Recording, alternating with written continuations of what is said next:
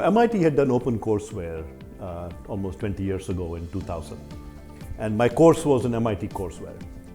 And so MIT had pioneered, putting course materials online. And then, I was seeing technology advance so much, and technology being applied to almost every aspect of humanity, but digital technology wasn't being applied to education. And so to me, the challenge was labs were going to be very hard. How do we do labs?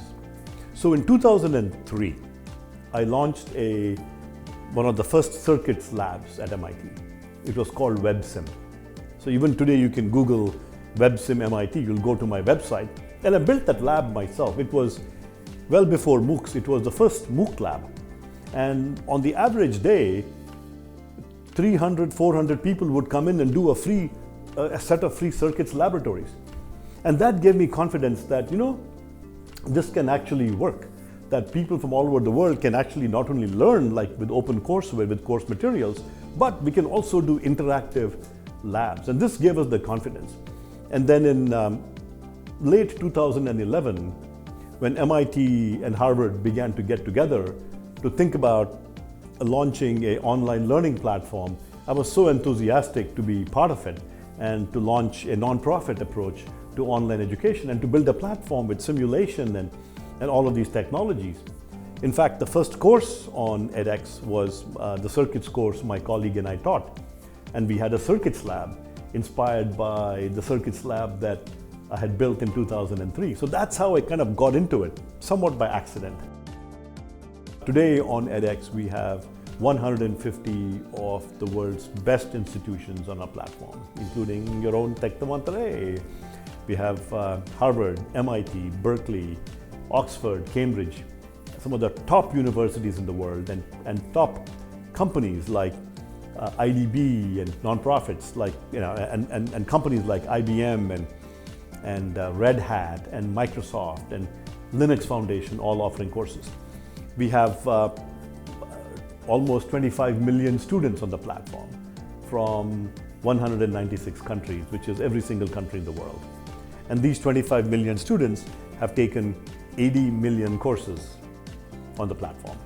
We have more than 3,000 courses on the platform today.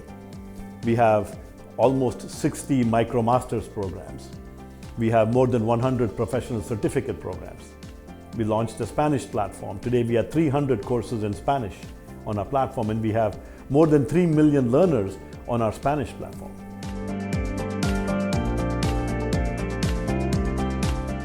And so we think of edX as a particle accelerator for learning. We're gathering all of this incredibly rich learning data, and we're learning so much about learning.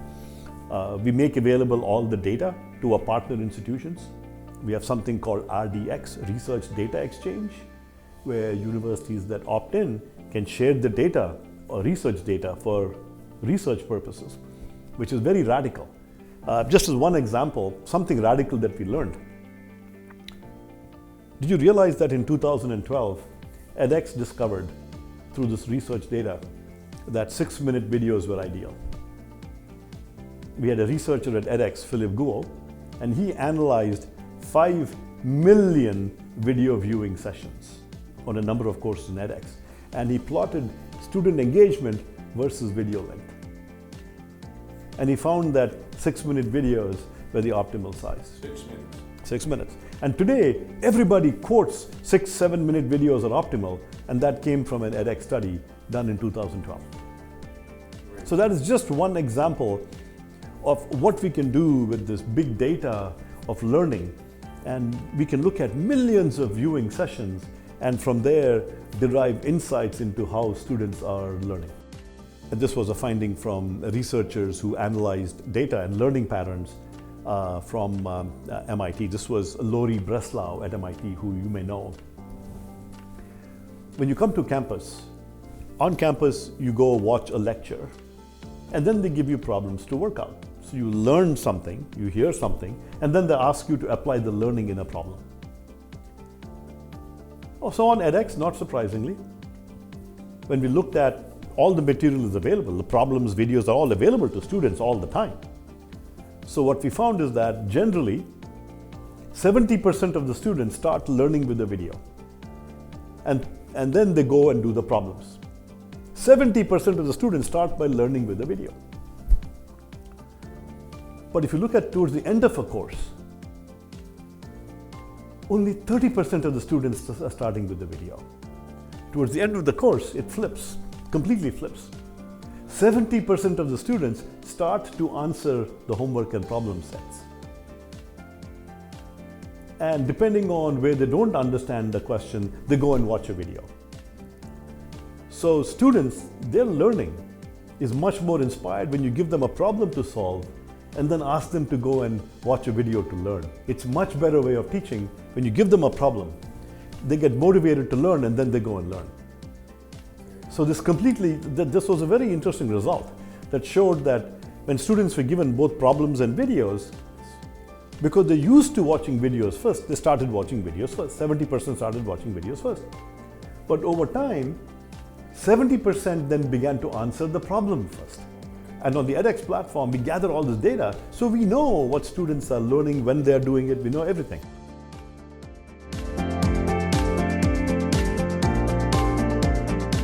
It's very difficult to apply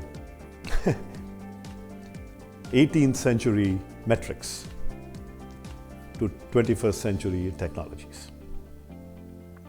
For example,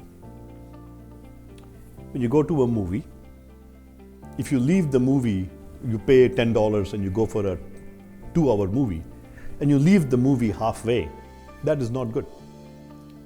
So you can say the goodness of a movie is completion rate. How many people went in? How many people stayed till the end of the movie? That is a good metric for a movie.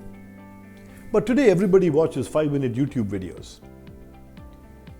Is completion rate a good metric for YouTube videos where it's free, it's easy, you're watching a YouTube video while you're on the train? How many people do you know that watch every YouTube video to the end? I must have watched, hundreds of YouTube videos. I haven't watched a single YouTube video to the end. So we cannot apply the same metric that we applied to movies in a theater for which we paid $10 to YouTube videos. So the two are different things. It's like applying 18th century metrics to 21st century innovations. Similarly, I don't think we can apply the same kind of completion metric to MOOCs because you can start for free. You can't apply completion metrics from the 18th century to a product which is free, which you can just, with a click, you can start doing it. Instead, a better metric for MOOCs is the completion rate for people that have signed up for a certificate. So once you've signed up for a certificate, then you're saying, yes, I want to complete it. I'm interested in completing it. You have skin in the game because you're paying. You have skin in the game, you're paying, you have, and it could be a small amount of money. It could be $25 or $50 for a certificate, and you have signaled a seriousness to complete it. Now it's fair to measure completion rate. Because when you come to a university, you paid university tuition. You go to the Ivy League universities, you're paying tuition of $45,000 a year. So of course you're going to complete a course. Each course costs you $6,000. If you paid $6,000, you're not going to walk out in the course in 5 minutes, you're going to complete the course. And so similarly with MOOCs, I think the way completion rate should be measured is the percentage of people that pass of those that have signed up for a verified certificate. And on edX, that percentage is about 60%. For people that sign up for a verified certificate, 60% of them pass. And these are hard courses. These are not, if you take the circuits course that I teach, it's a MIT hard course. It's probably one of the hardest courses at MIT.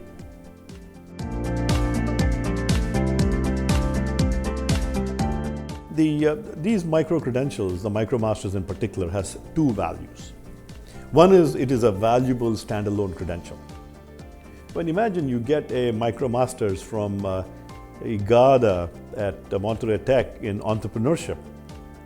Monterey Tech is one of the top universities in the world for entrepreneurship. That means something. You get a micromasters from MIT in manufacturing. From MIT, that is of value in and of itself. At the same time, if you do well in the MicroMasters, you can apply for the master's degree and get admitted into a master's. And so it gives you a pathway to a master's. So there's two sets of values. And on edX, 70% of the students are interested only in the micromasters. But 30% of the students are interested in following up and continuing for a master's degree. So we take surveys of learners who are completing micromasters. And of the surveys we've done of learners who completed micromasters, we do the surveys 3 months after they complete. And we keep doing surveys all along, but 3 months after they complete, we are finding that learners tell us that 87% of them have had a career advancement. 87% have had a career advancement within 3 months. What is a career advancement? A pay raise, a promotion, a new job. So this is a big deal. This is what learners are telling us. Now with companies, we need to, as companies hire more and more and see more and more progression from MicroMasters learners, we believe that companies will also begin to recognize MicroMasters. And we are seeing this already.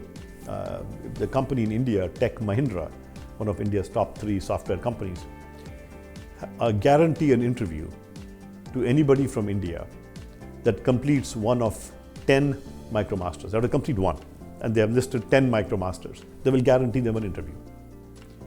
Similarly, in the US, GE will guarantee an interview to anybody from Massachusetts who has completed a MicroMasters in supply chain management, in AI, and cybersecurity, and one other subject. So companies, more and more companies are now asking their employees to do MicroMasters. Many of them are now beginning to guarantee interviews to MicroMasters learners. So we are hoping that this will keep building up as we get more and more students who are completing MicroMasters and go to companies and make their impact known.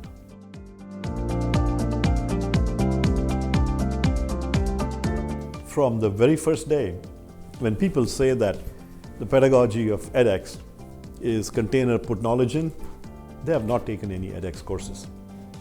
The very first edX course, and any course we do on edX, is based on active learning, where we invented this concept called a learning sequence. So on edX, you see a learning sequence where videos are interleaved with assessments. And in the learning sequence, you show a video, and then you ask a question. Maybe you ask the students to go to the discussion forum, discuss something. So transmission of knowledge and questions are interleaved. And that creates, so the basic pedagogy of the platform is active learning. More recently, we've advanced much more. 3 years ago, we introduced peer instruction into edX. Eric Mazur wrote the book on peer instruction. So now we have a peer instruction pedagogical block on edX where you can teach something, you can ask students to submit answers, you can take a poll of the students, you can do a cold call, you can ask a student a quick question, and then you can ask the students to discuss, and then you can ask the students to resubmit their answer. It's peer instruction. So we can do that today, and a lot of courses are doing that.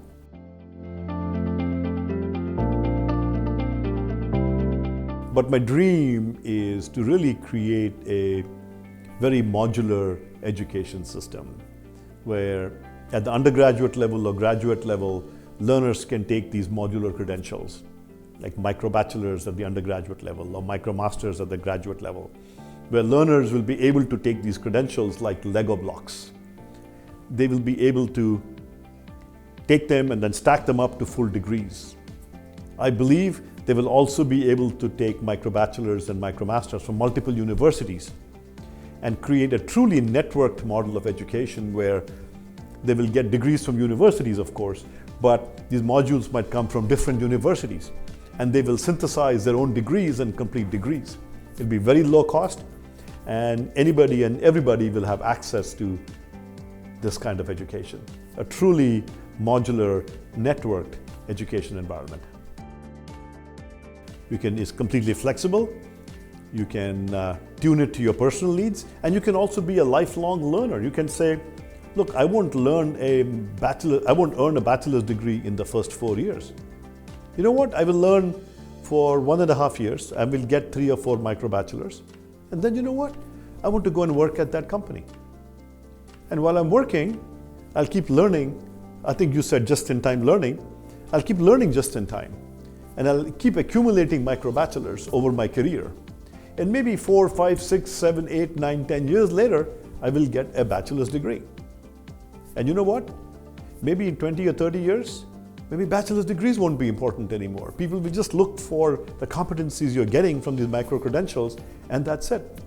Once you're learning on the job, and the bachelor's degree comes later, suddenly it's not important anymore.